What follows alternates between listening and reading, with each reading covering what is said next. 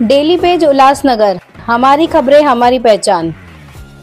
बदलापुर में 2 बच्चियों के साथ शोषण मामले में आरोपी को 4 दिन की पुलिस हिरासत।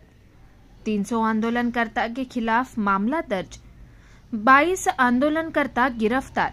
14 दिन की न्यायालयीन हिरासत।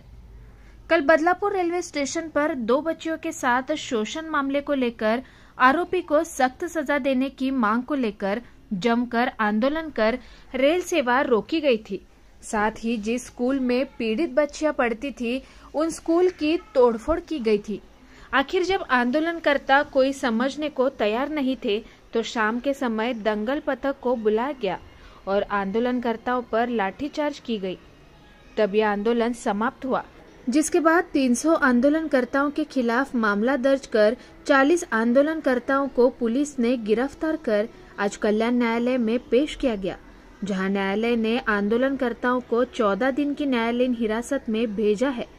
साथ ही बच्चियों के साथ शोषण करने वाले आरोपी को 4 दिन की पुलिस हिरासत में भेजा गया है। साथ ही कल्याण न्यायालय में आरोपी का केस न लड़ने और किसी भी प्रकार की मदद न करने की अपील वकीलों द्वारा की गई है।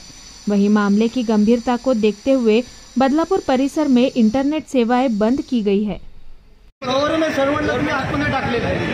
काय त्याच्यामध्ये वकील पत्रावर सह्या घेताना पोलीस लोक एक तर तुम्ही सर्वसामान्य लोकांवर गुन्हे दाखल करता, त्यांचा संबंध नाही तरी त्यांच्यावर गुन्हे दाखल करता आणि आरेरावाची भाषा करता। आरेरावाची भाषा करता इथे आम्ही काय बोललो का वाईट त्यांना? आम्ही सह्या घेतोय, त्यांना बेल करायचा प्रयत्न करतो। असं पण नाही आम्ही पैसे घेतोय, मोफत करतोय का?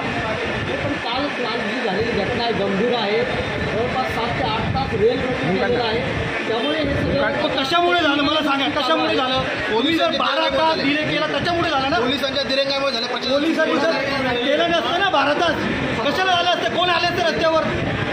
पोलीस एकच गोष्ट पकडताय, पण त्यांची चुकी तुम्ही मान्य करत नाही का?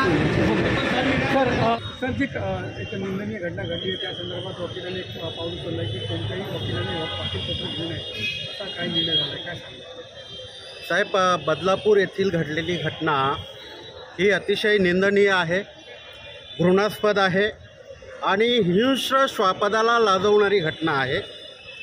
या घटनेचा सर्वप्रथम वकील संघटनेने काल जाहीर निषेध व्यक्त केलेला आहे आणि आमच्या वकील संघटनेने असा ठराव केलेला आहे की या आरोपीचं, या नराधमाचं वकीलपत्र कोणीही घेऊ नये आणि त्यामुळे आज आरोपीला सकाळी 10 वाजताच कोर्टामध्ये हजर केलं। आमचे कोणीही वकिलांनी त्याचं वकीलपत्र घेतलेलं नाही आहे।